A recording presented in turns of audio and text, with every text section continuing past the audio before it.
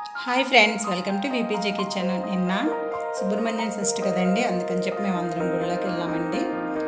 గుడి లోపల అంతా మీకు చూపిస్తాను. చాలా బాగుంటుందండి మా గుడి. ఇది ఇంద్రపాలెం, కాకినాడలో ఉన్నాయి. ఇంద్రపాలెం అండి, చాలా ఫేమస్ అనమాట.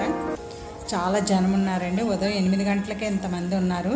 అలాగే 9, 10, 11 అయితే ఇంకా అసలు నడవడానికి కూడా ఖాళీ ఉండదండి.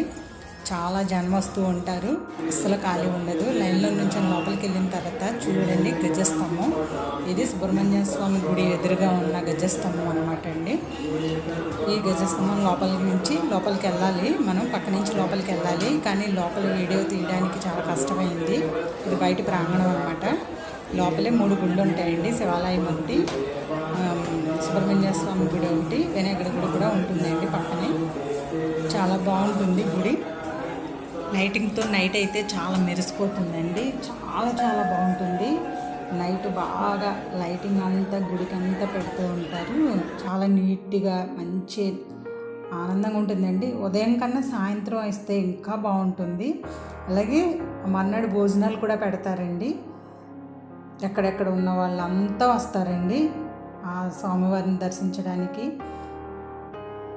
చూసారా, చూడటానికి కూడా 2 కళ్ళు సరిపోవట్లేదండి. బయటకు వచ్చిన తర్వాత ఎదురుగా చెరువు ఉంటుందండి. దానికి ఎదురు కాలువ కూడా ఉంది. దీనికి ఇంతకుముందు అక్కడే స్నానాలు చేసేవారు. చూడండి స్వామివారి విగ్రహం. ఇప్పుడు వాటర్ అంతా కలుషితం అయిపోవడం వల్ల అక్కడ స్నానాలు చేయడానికి ట్యాప్లో పెట్టారండి.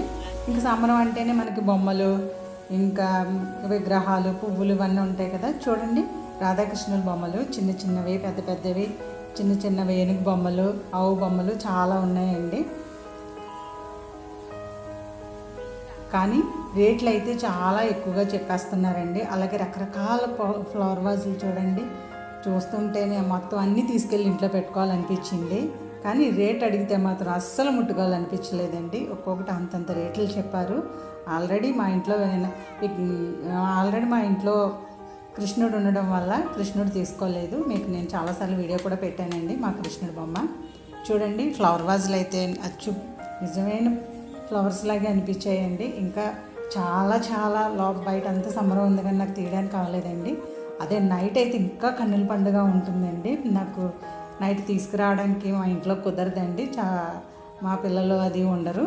అందుకని ఇప్పుడు తీసి పెడుతున్నాను. వీడియో నచ్చింది అనుకుంటున్నానండి. థ్యాంక్స్.